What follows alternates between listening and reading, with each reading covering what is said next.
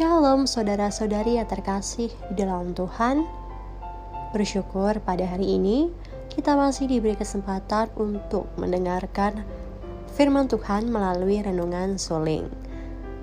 Sebelum kita mendengarkan renungan pada hari ini, marilah kita bersama-sama untuk bersatu di dalam doa.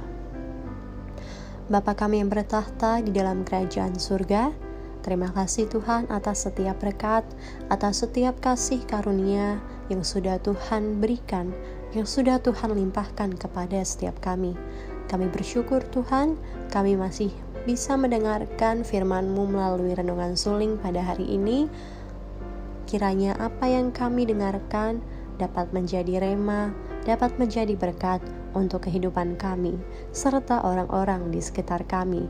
Bukakan hati dan pikiran kami Tuhan, agar kami siap mendengarkan firman-Mu pada hari ini. Terima kasih Tuhan, hanya di dalam nama Tuhan Yesus Kristus kami telah berdoa dan mengucap syukur kepadamu. Haleluya. Amin. Saudara-saudari yang terkasih di dalam Tuhan, judul renungan kita pada hari ini adalah motivasi dalam melayani, yang diambil dari Kitab 1 Tesalonika pasalnya yang kedua, ayat 1 sampai dengan ayat yang ke-12. 1 Tesalonika pasal 2 ayat 6. Beginilah firman Tuhan. Juga tidak pernah kami mencari pujian dari manusia, baik dari kamu maupun dari orang-orang lain, sekalipun kami dapat berbuat demikian sebagai rasul-rasul Kristus.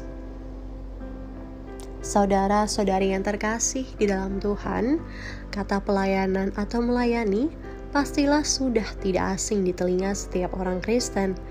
Bahkan, hampir semua anak Tuhan kini sudah terlibat dalam pelayanan, baik melayani di dalam ataupun di luar gereja.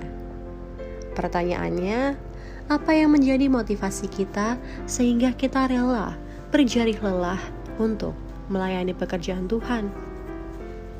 Paulus melalui suratnya kepada jemaat di Tesalonika mengingatkan kita kembali tentang motivasi dalam pelayanan.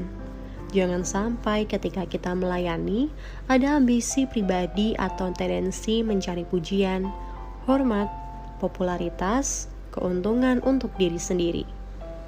Jangan pula kita mengerjakan tugas pelayanan ini hanya sebatas aktivitas rohani atau rutinitas belaka. Paulus dalam suratnya menegaskan keberadaannya dalam melayani Tuhan.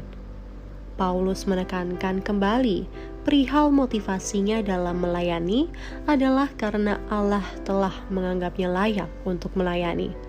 Karena itulah Paulus berbicara, bukan untuk menyukakan manusia, melainkan untuk menyukakan hati Allah.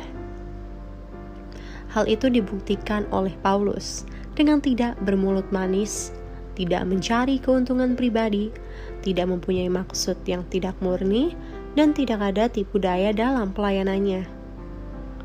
Saudara-saudari yang terkasih di dalam Tuhan, apa yang dilakukan Paulus ini menjadi teladan dan patokan bagi kita yang saat ini sedang terlibat dalam pelayanan.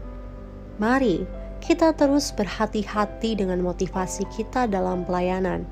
Jangan sampai kita melayani dengan motivasi atau ambisi yang tidak benar.